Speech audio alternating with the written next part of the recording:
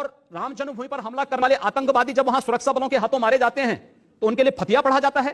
क्यों नहीं उनको अमेरिका की जैसे ओसामा बिन लादेन को अमेरिका ने समुद्र में डाल दिया, पता ही नहीं लगा कहां चला गया, वैसे क्यों नहीं उनके साथ व्यवहार करते हैं? फिर जब उसकी कोई जाति नहीं, उसका कोई मजहब, कोई धर्म नहीं, उसके साथ इसी प्रकार का व्यवहार करिए आप।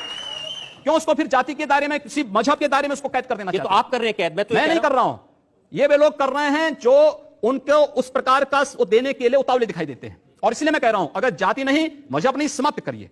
आतंकवाद की कोई जाति नहीं, कोई मजहब नहीं, आप उसके साथ उसी प्रकार का व्यवहार करिए। आप आतंकवादी है, मिट्टी तेल छिड़क करके आग लगा दीजिए, फेंक दीजिए उसको, जिससे पता ही ना लगे। क्या मतलब है? ये चीजें अपने आप समाप्त हो जाएंगे। अगर कोई हिंदू है और वो आतंकवादी है, वो मारता है मासूम लोगों को, उसके बारे में भी यही कहेंगे? हिंदू पहले आतंकवादी नहीं हो सकता। ये क्या बात हुई? मैं इस बात की गारंटी ले सकता हूं। एक और, अगर है, गलत है, भारत के कानून के अनुसार जो कार्रवाई हो सकती है आप कार्रवाई करिए।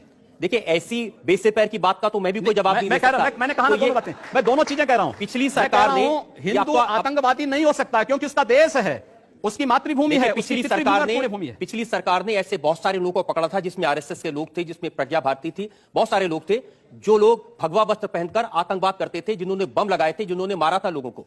देखिए, उसमें साध्वी प्रज्ञा ठाकुर का नाम और स्वामी असीमानंद का नाम ये तब लाए थे जब, मैं आश्चर्य करता हूं, जिस मामले में चार्जशीट दाखिल हो चुकी हो, जिसमें नहीं, आप मुझे बताइए कि देखिए, ये साध्वी प्रज्ञा, स्वामी असीमानंद, ये हिंदू नहीं है या आतंकवादी नहीं है? मैं वही आ रहा हूं ना, मैं वही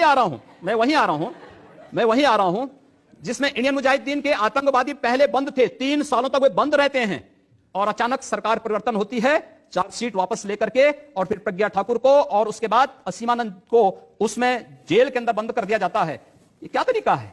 अगर आपका कार्य करने का तरीका केवल इस आधार पर है, इस देश के अंदर वे लोग भी प्रधानमंत्री थे जो कहते थे कि इस देश के संसाधनों पर मुसलमानों का अधिकार है, क्या इस देश का हिंदू यहां पर झक मारेगा?